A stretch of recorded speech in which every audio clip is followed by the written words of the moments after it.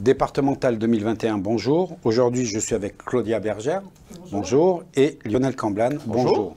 Alors, vous venez pour les élections départementales et vous représentez Couleur-Land au niveau Maran-Saint-Sud. Alors, je le dis bien, Couleur-Land, il y a eu des discussions et M. Camblan, on sait que vous êtes LR, mais pour vous, au niveau départemental, c'est Couleur-Land. Au niveau départemental, c'est Couleur-Land. Je suis toujours LR, je suis adhérent LR depuis, UMP LR depuis plus de 15 ans et voilà, ça change pas. Justement, pourquoi, alors qu'on sait qu'il y a scission, vous avez choisi de rester Couleur-Land? Quelle est la logique et la philosophie que vous aimez dans Couleur-Land? Au-delà de la philosophie, M. Dudon a fait une interview, une conférence de presse la semaine dernière. Il a d'ores et déjà annoncé qu'il y aurait probablement des alliances après coup, c'est-à-dire de troisième tour, entre guillemets, si les Républicains étaient en mesure de gagner le département en faisant des alliances. Donc dès lors qu'il dit qu'il fera des alliances de troisième tour, je préfère les faire d'ores et déjà et dire ce que je ferai, c'est-à-dire je reste LR, mais je suis tout à fait ouvert à m'allier avec des centristes et toute personne qui a volonté de faire basculer ce département. Alors, vous êtes conseiller municipal à Seignos et vous êtes aussi, surtout, je dirais, conseiller départemental sortant. Ce qui fait que vous avez une vision de ce qui a été fait et qu'on va pouvoir en parler en étant à l'intérieur, dans l'opposition, bien entendu. Tout à fait. Vous êtes accompagné donc de Claudia Bergère, bonjour, rebonjour. Alors, vous êtes consultante en immobilier. Tout à fait. Voilà, vous avez été conseillère municipale à Souston sur le mandat précédent. Oui. Et qu'est-ce qui vous a motivé justement de partir au départemental? Qu'est-ce qui vous a intéressé dans la démarche? Bon, Lionel est venu me chercher. Après, Lionel, on se connaît depuis 2014. Donc, il nous avait soutenu. Il avait soutenu notre liste Souston Ensemble Autrement avec Anne-Marie Doga. Donc, bon, déjà, on se connaît bien. Il y a une confiance mutuelle qui s'est installée. Et puis, on a les mêmes convictions, la même volonté de redonner un souffle nouveau à ce magnifique territoire qu'est les Landes. Et voilà, donc n'ayant plus de mandat d'élu, je me suis dit pourquoi pas. Voilà, j'ai souhaité l'accompagner et je crois énormément effectivement dans l'union de Couleur-Land, puisque j'avais déjà soutenu en off en 2015 Anne-Marie et Lionel, et j'avais été heureuse de leur victoire pour le canton. Donc voilà, j'ai envie de dire que dans la continuité, tout naturellement, je poursuis, je perdure, on va dire, et je vais remplacer, j'espère, que je serai à la hauteur comme Anne-Marie Doga auprès de Lionel. Voilà, pour le département. Alors, on va rapidement faire le tour de ce qui s'est passé pendant ces 6 ans, puisque vous étiez. Quand on prépare toujours ces interviews, vous me disiez, Village avec les Almers, on en entend beaucoup parler, vous avez trouvé ça innovant, mais pourquoi mais? Oui, c'est un beau projet, avant-gardiste, mais expérimental. Dans le sens où il propose 120 places, il y a plus de 7500 malades dans les Landes, donc on voit que ça n'a rien à voir avec le besoin. En plus, c'est très cher, on est à un prix de place de 60 000 € la place, alors qu'une place Alzheimer en EHPAD classique, on est plus de l'ordre de 20 000 €.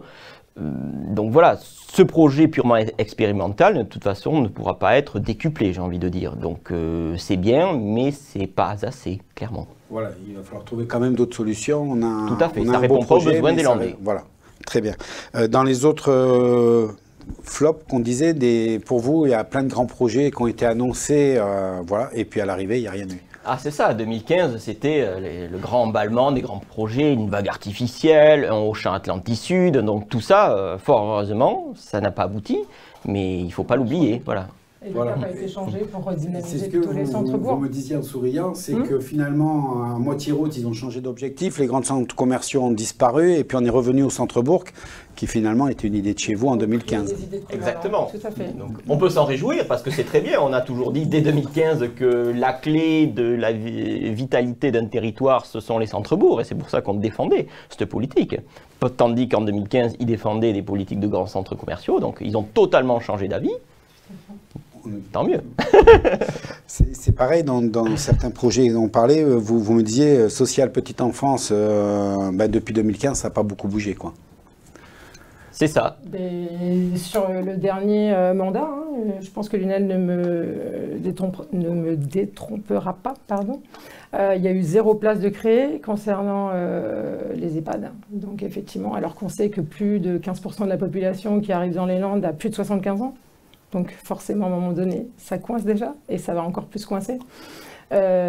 Concernant la petite enfance, c'est un peu la même chose. Hein, Oui, vous me disiez qu'il y a eu seulement 40 places de créées sur le canton et on s'aperçoit que c'était la mairie de Seignos pour 20 et que c'était un privé pour 20 autres. Donc si on parle, le département, 0. C'est ça, c'est une volonté des élus et qui est défendue et qui, comment dire, ensuite, où il y a l'approbation en fait, du département. Mais sinon, Et les 3/4 du canton, surtout, ont été oubliés. Donc ça montre qu'il n'y a pas de schéma territorial des besoins. Ça, c'est une idée que vous allez défendre si vous êtes réélu, c'est de dire il faut qu'on ait un schéma, il faut qu'on ait quelque chose de logique et qu'on sache où on va. Vous trouvez qu'on travaille trop au coup par coup et puis qu'on avance un peu à l'aveuglette? C'est ça. Le fond du problème du département aujourd'hui, c'est qu'il finance les projets des communes. Donc c'est bien. Mais s'il n'y a pas de projets qui émergent des territoires, il ne se passe rien. Le département doit vraiment mettre en place un schéma territorial, identifier les besoins, aller voir les communes et s'assurer que les projets émergent. Parce que sinon, on se retrouve, c'est l'exemple de la petite enfance, sur les 3/4 du territoire, il ne s'est rien passé en 6 ans. Ça, il faut un carnet de route en fait. Et le plus bel exemple de ce que vous allez défendre justement pour créer un carnet de route, c'est le logement. Parce qu'aujourd'hui, c'est un vrai problème de fond, surtout sur ce canton-là. Et vous dites, il faut qu'on travaille déjà le PLUI de 2030, c'est dès aujourd'hui qu'on le travaille. Expliquez-moi, parce que justement, ça peut paraître un peu surprenant. Ouais, Pourquoi ça s'anticipe en fait. Hein. Il faut vraiment une vraie politique foncière. Hein. Donc effectivement, il y a des choses, il y a des paramètres qu'on ne pourra pas contrôler, tout ce qui concerne le privé. Mais après, concernant la politique foncière, on peut créer des organismes de portage. Le département peut aider en fait en ce sens pour qu'il nous aide à acquérir des terrains et pour qu'on puisse aménager en fait à des prix modérés. Donc voilà, ça c'est une première idée, c'est important parce qu'aujourd'hui il y a des gens qui travaillent localement qui ne peuvent plus se loger sur le secteur. Donc qui font des kilomètres tous les matins, quoi. Donc voilà, ça c'est vraiment une préoccupation. Il faut aussi accroître les logements sociaux parce qu'effectivement aujourd'hui il y a encore une demande. Il faut savoir que beaucoup de Landais ils sont éligibles. Donc il faut accroître voilà, il faut vraiment apporter ce nombre de logements en face des demandes, hein, tout simplement. Voilà. Parce qu'il faut bien comprendre, parce que tout le monde entend parler du PLUI.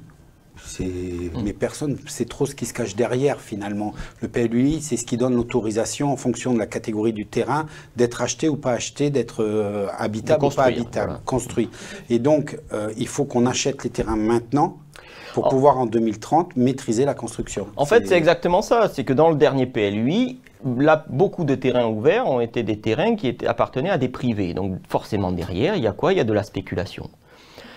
Les communes aujourd'hui, je pense que beaucoup voudraient ouvrir des terrains, mais qui leur appartiennent, sauf qu'elles n'ont pas les moyens de préemption de ces terrains, puisqu'ils sont devenus tellement chers. Or, le département a des capacités financières sans commune mesure avec les communes. C'est bien ça qu'il faut comprendre. Donc, avec des organismes de portage, le département peut d'ores et déjà accompagner les communes pour réfléchir ce qui se passera dans 10 ans, pour pouvoir ouvrir à l'urbanisation des terrains sur lesquels il y aura une mainmise et arrêter cette spéculation qui devient un vrai problème de notre territoire. Voilà, parce qu'il faut bien comprendre qu'un privé, il est privé, il fait ce qu'il veut, il est là pour gagner de l'argent. Et on ne lui en voudra pas. Surtout avec ma vision de pur économiste. Économiste, voilà. Oui, puis c'est ça, on sait, il est là pour ça et il n'y a pas de surprise.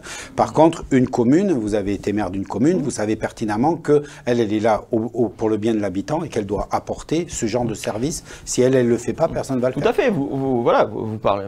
Je vois, nous, à la mairie de Seignos, un certain nombre de terrains ont été ouverts au PLU de 2020 l'année dernière. Plus de 70% de ces terrains appartiennent à la commune. Donc c'est quand même, ça veut dire qu'il y aura une mainmise sur l'évolution future. Voilà, donc le prix obligatoirement sera différent. De fait. Favoriser vraiment les locaux qui travaillent ici, c'est important quand même. Hein. Et là on arrive à la saison, tout va redémarrer, revient le problème des saisonniers, revient le problème de travailler et des jeunes qui sont pareils. On revient toujours aux mêmes choses dans chaque élection. C'est ça. Dans les choses aussi au niveau du canton qui vous dérange un peu dans les 6 ans qui viennent de se passer, c'est, je vais donner un terme qui fait logiquement rêver beaucoup de gens, mais qui vous pose problème, c'est le mot pompier. Pour vous, il y a un vrai problème au niveau des pompiers?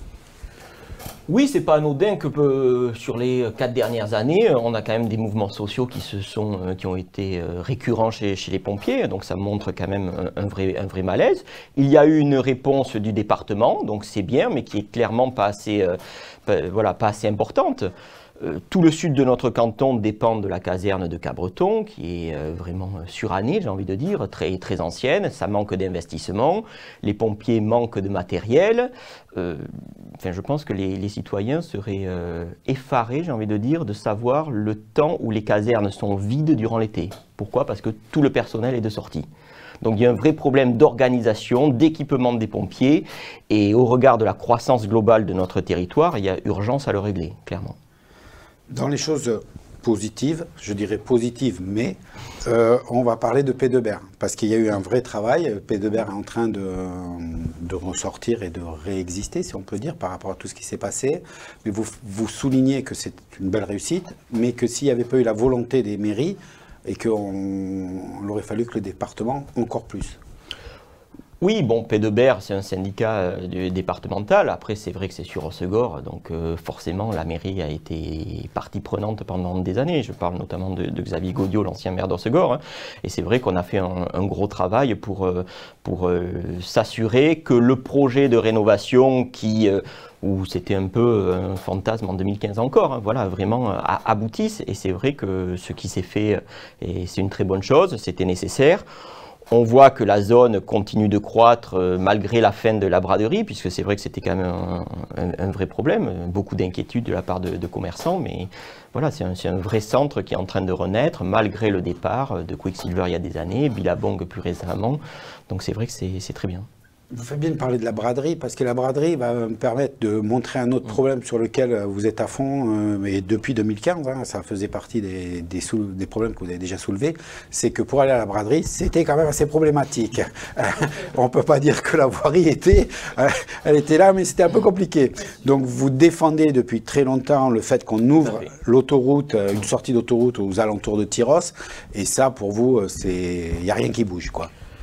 C'est la clé du canton. Voilà. On a un sud du canton qui est saturé en été, il faut le dire. Hein. Alors, période de braderie encore plus, mais en été de manière globale, il y a un certain nombre d'études qui ont montré les flux. Hein. Donc, il est urgent de trouver une solution. On ne va pas se cacher qu'il n'y en a pas 36. Hein. J'ai quand même vu le département, durant ce dernier mandat, sortir une étude où il mettait en place une traversée à travers les barthes d'Engresse. Enfin, quand on ose sortir des études comme ça de nos jours, je me dis, il faut regarder la réalité. On ne pourra jamais faire une traversée routière au milieu des barthes. Ça, peut-être que ça existait il y a 40 ans, mais ça, c'est fini. Donc aujourd'hui, à part une sortie d'autoroute, voilà, comme vous l'avez dit, vers Tyrosse, en Grèce, c'est la clé pour désengorger ce canton.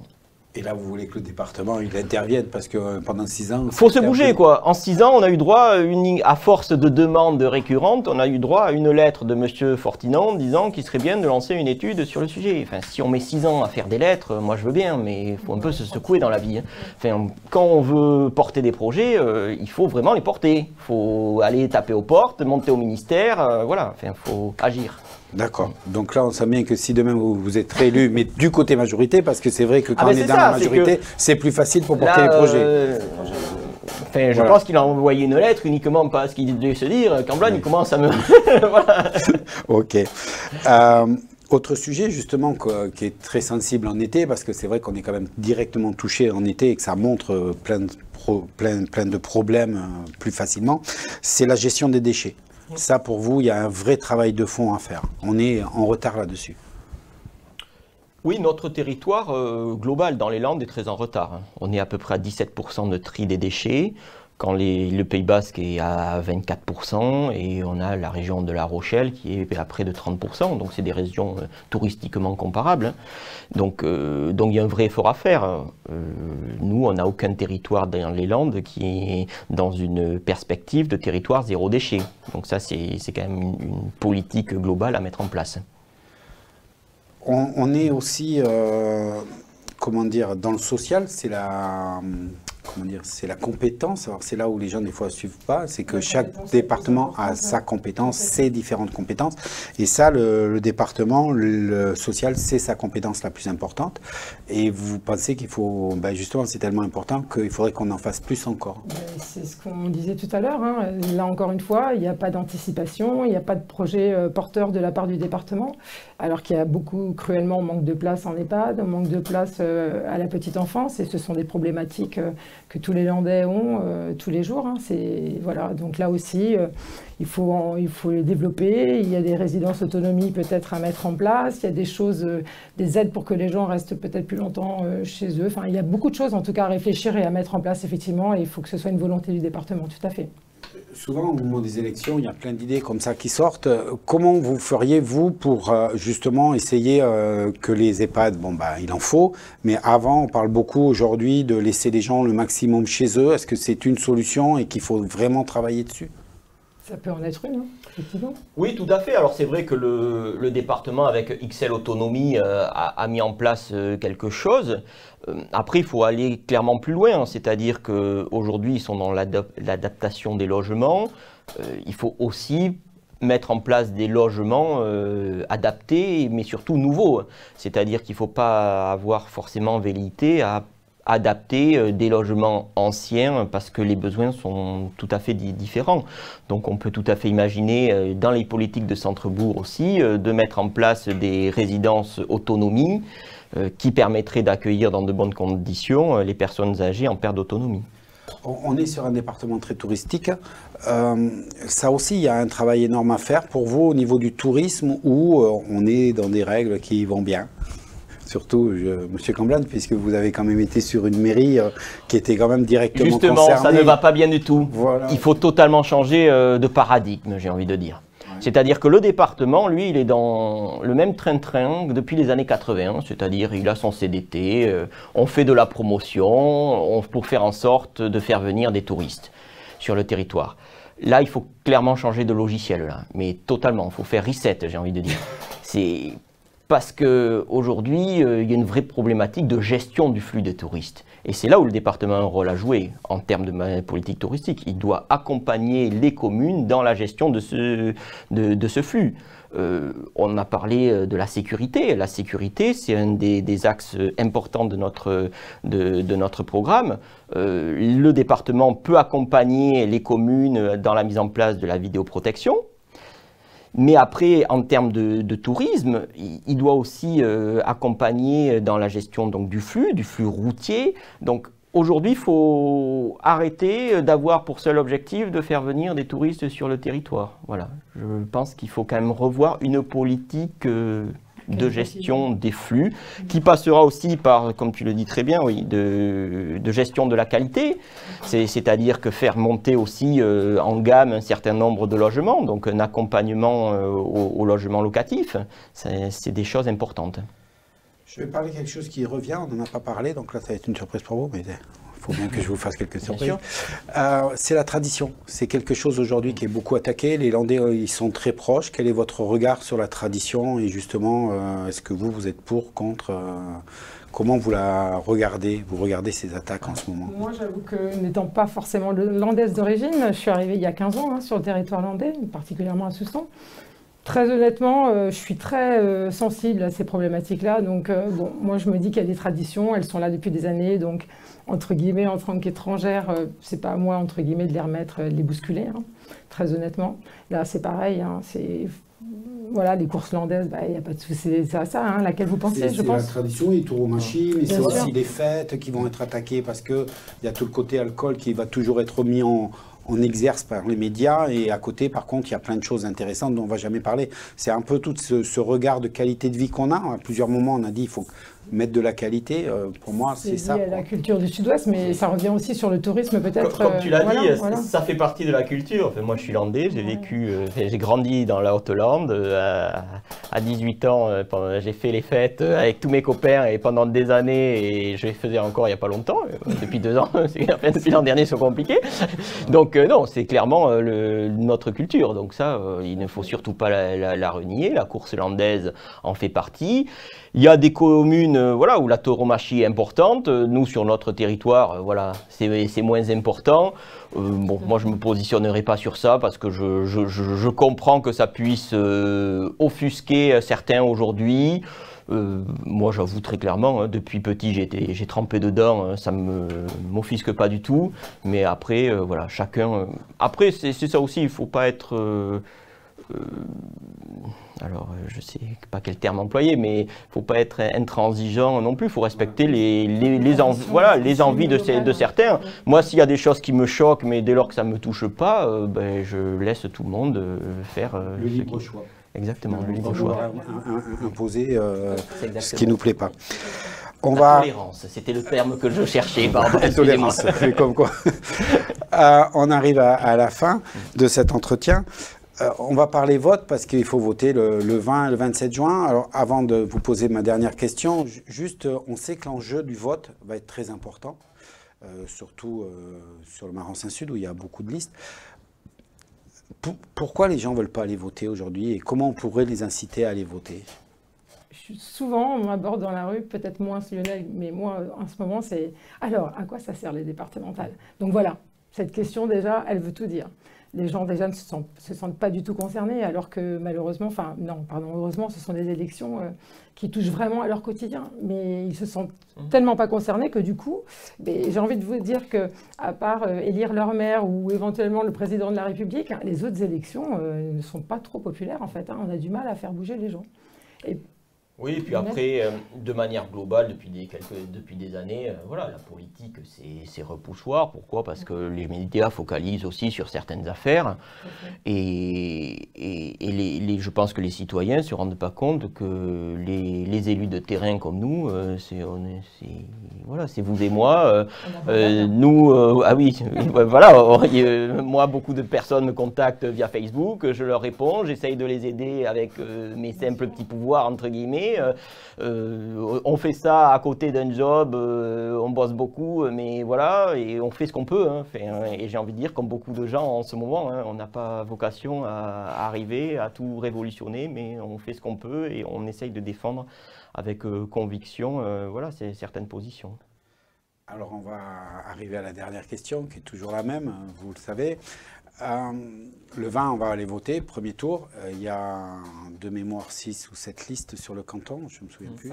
5 sur la vôtre, vous êtes chanceux, à côté ils en ont 7. Donc il y a 5 listes. Le 20 juin, il va falloir en choisir une.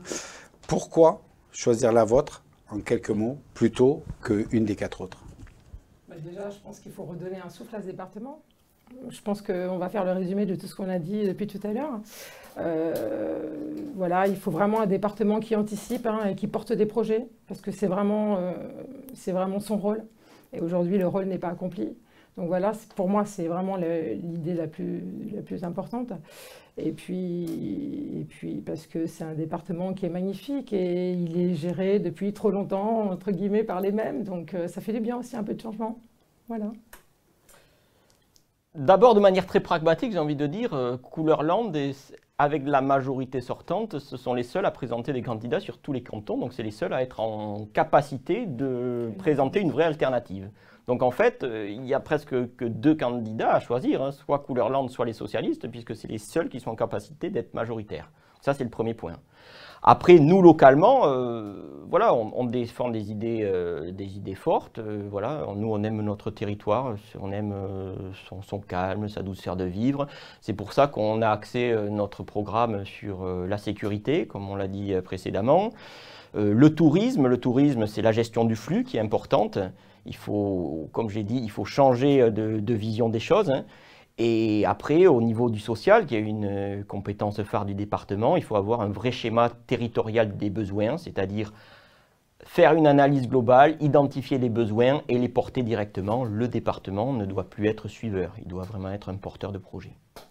Merci beaucoup d'avoir pris le temps dans cette campagne de venir nous voir. Merci à vous. Je vous souhaite une bonne continuation et puis je vous dis à très bientôt.